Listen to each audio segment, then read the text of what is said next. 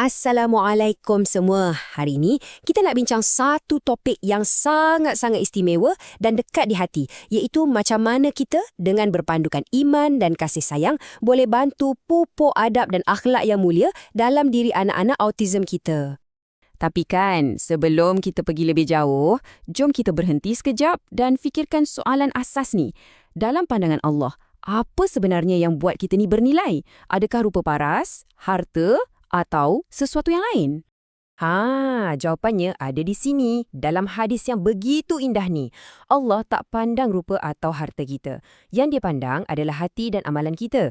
Inilah pegangan utama kita ya. Nilai sebenar setiap orang, termasuk anak-anak istimewa kita, terletak pada hati dan peribadi mereka. Okey, bila kita dah pegang betul-betul prinsip ni, barulah kita boleh bina pemahaman yang lebih kukuh. Jadi, untuk bahagian pertama ni, kita akan letakkan dulu landasan iman yang mantap sebelum kita tengok cara-cara praktikal nanti. Sekarang, cuba tengok ni. Slide ni tunjukkan satu perubahan cara fikir yang sangat-sangat besar. Dulu, kita selalu dengar perkataan macam kecacatan atau musibah. Tapi sekarang, dengan perspektif baru yang berlandaskan iman, kita lihat ia sebagai kepelbagaian saraf. Satu sifat semula jadi, satu keunikan dan sebahagian daripada rancangan Allah. Jadi, anak kita bukan perlu diubati, tapi mereka perlukan bimbingan kita.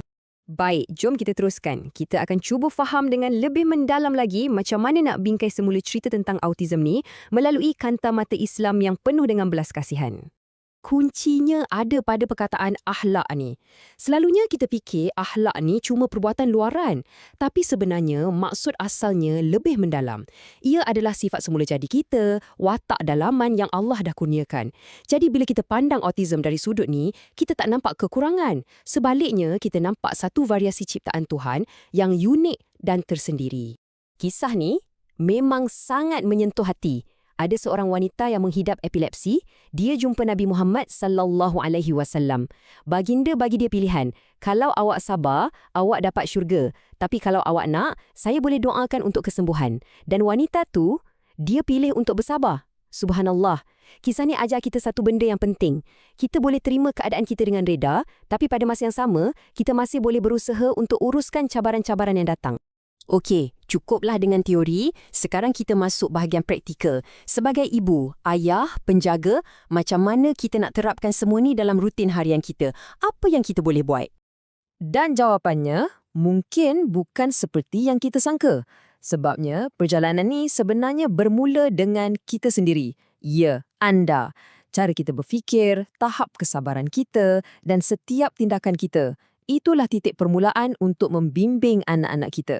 Jadi, inilah 4 tiang utama dalam kit praktikal kita. Pertama, mulakan dengan doa. Senjata kita yang paling hebat. Kedua, tunjukkan kesabaran. Ketiga, kita sendiri kena jadi contoh teladan. Dan keempat, kita wujudkan rutin yang teratur dan penuh keberkatan. Jom kita bedah satu persatu ya. Yang pertama dan yang paling asas sekali, doa. Selalu doakan yang terbaik untuk anak kita.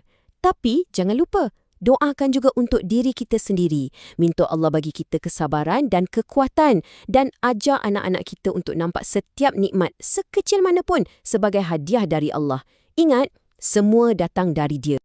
Petikan ni betul-betul kena pada tempatnya. Kanak-kanak mendengar dengan mata mereka. Mendalam kan? Maksudnya, apa yang kita buat tu jauh lebih berkesan daripada apa yang kita cakap.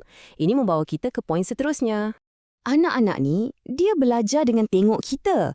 Jadi, biarkan mereka nampak kita solat, kita bersedekah. Cara kita hadapi masalah pun, itu satu pelajaran untuk mereka tentang ketabahan. Macam dalam kisah tu, seorang ayah menangis sebab terlepas solat. Anaknya nampak dan kesan daripada tindakan tu jauh lebih hebat daripada bebelan berjam-jam tentang kepentingan solat. Seterusnya, kita kena sedar yang amalan harian dalam Islam tu sendiri sebenarnya boleh jadi satu bentuk terapi yang sangat berkuasa. Ia boleh bagi struktur dan sokongan yang sangat diperlukan oleh anak-anak neurodivergent. Cuba kita fikirkan, solat 5 waktu tu kan, ia ajar tentang rutin dan peralihan dari satu aktiviti ke aktiviti lain. Menghafal Al-Quran pula boleh manfaatkan kekuatan ingatan mereka yang selalunya memang hebat. Guna jadual visual untuk wuduk dan solat pun sangat membantu.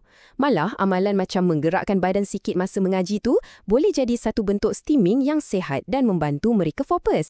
Okey, bila kita dah mula masukkan amalan-amalan ni dalam hidup mereka, mesti akan timbul satu soalan yang lebih besar kan? Soalan yang mungkin buat ramai ibu bapa risau. Macam mana pula dengan tanggungjawab agama? Atau dalam istilah fiqahnya, taklif.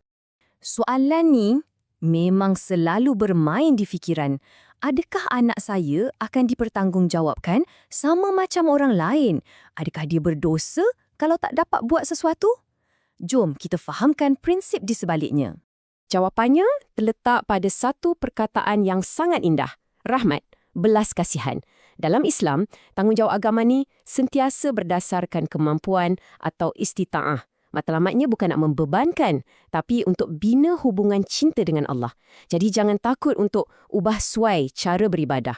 Yang paling penting, kita pupuk rasa cinta dan sayang kepada pencipta dalam hati mereka. Okey, sekarang jom kita luaskan sikit skop kita. Sebab mendidik anak ni, ia bukan kerja ibu bapa seorang. Orang kata, it takes a village to raise a child. Ia memerlukan satu kampung yang betul-betul ambil berat. Dan hadis ni, ia menerangkan dengan begitu sempurna tentang tanggungjawab kita bersama. Kita ni orang beriman macam satu badan. Kalau satu bahagian sakit, seluruh badan akan rasa. Ini peringatan untuk kita semua bahawa menyokong keluarga-keluarga ini adalah amanah kita bersama sebagai satu ummah. Jadi, apa peranan kita sebagai komuniti? Banyak sebenarnya. Kita boleh jadikan masjid kita tempat yang mesra dan tak menghakimi. Kita boleh jadi suara untuk mereka. Kita boleh sokong para penjaga yang mungkin rasa sunyi dan terasing. Dan kita boleh wujudkan peluang untuk anak-anak ni bersosial dalam persekitaran yang selamat dan Islamik. Baiklah, kita dah sampai ke penghujung perbincangan kita. Jom kita simpulkan mesej-mesej utama dan bawa pulang satu fikiran untuk kita renung-renungkan. Kalau ada satu je mesej yang saya nak anda semua ingat dari perbincangan kita hari ini, inilah dia. Mesej ni untuk para ibu bapa dan terutamanya untuk anak-anak kita. Anda disayangi tanpa sebarang syarat. Rasa disayangi tanpa syarat inilah tapak dan asas untuk segalanya. Jadi, saya nak tinggalkan anda semua dengan soalan ni.